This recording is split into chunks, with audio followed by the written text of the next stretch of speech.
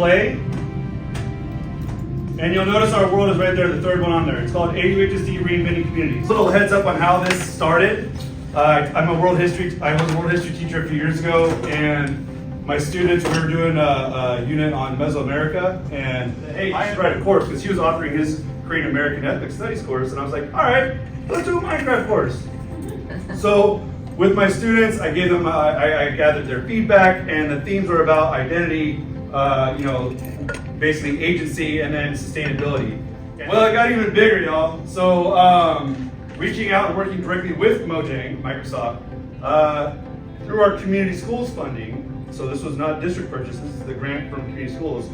I proposed an idea to have our school district and our community assets around AUHSD built out in Minecraft. So we contracted with a company called Lifeboat Marketing, who is one of 5 businesses that builds all the worlds you see in Minecraft. Our AUHSD Reinventing Communities was launched on their platform. And so you're going to play that right now. If you are a Spanish speaker or any other native language, you can change your your user interface and settings to be your language. Okay, so you're going to go to play. You're going to go to lesson library. You're going to click on subject kits. And you're going to scroll down to climate and sustainability. And you'll notice our world is right there, the third one on there. It's called AUHSD Reinventing Communities. Click it. It gives you a description of what this world is. But go ahead and create world.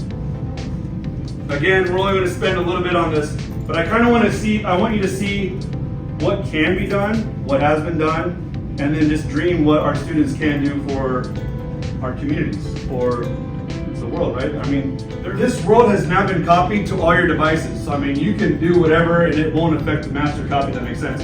But now you're in our video game, right? And South and Catella are home to this new game design pathway. What better way to launch a game design pathway than have our own video game maker? So it's telling you to follow that little line, go talk to Superintendent Matsuda. And as you go through here, if you've ever been to our district office, you'll notice we have a board of trustees.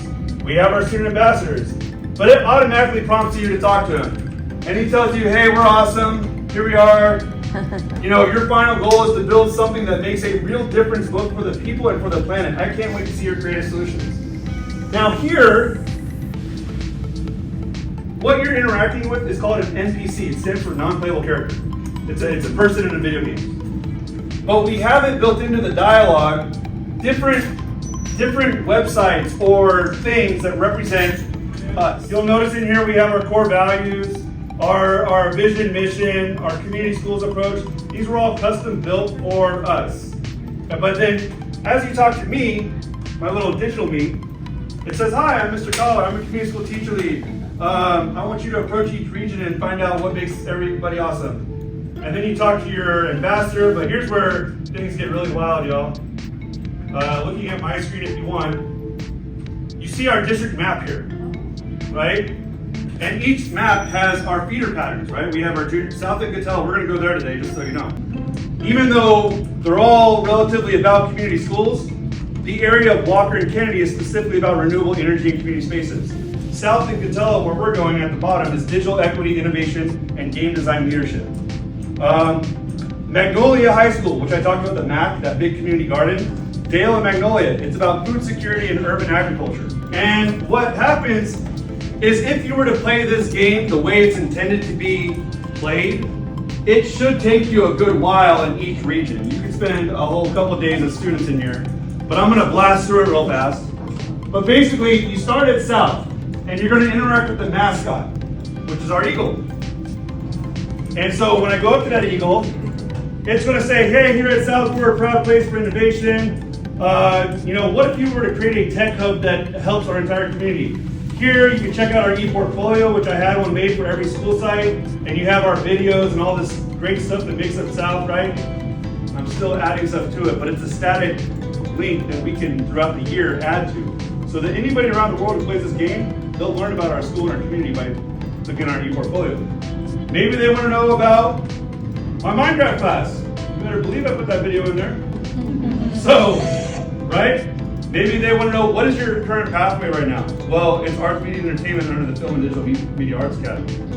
So it's a way to showcase ourselves. Now, I'm going to say, okay, again, I could explore. If I were to explore this map even more, you're going to find more climate conscious, concerned citizens like this guy right here. And he's going to tell me, hey, you need to build a sustainable community. You're supposed to read it, but if I watch this video, this is where Minecraft and C40 came in.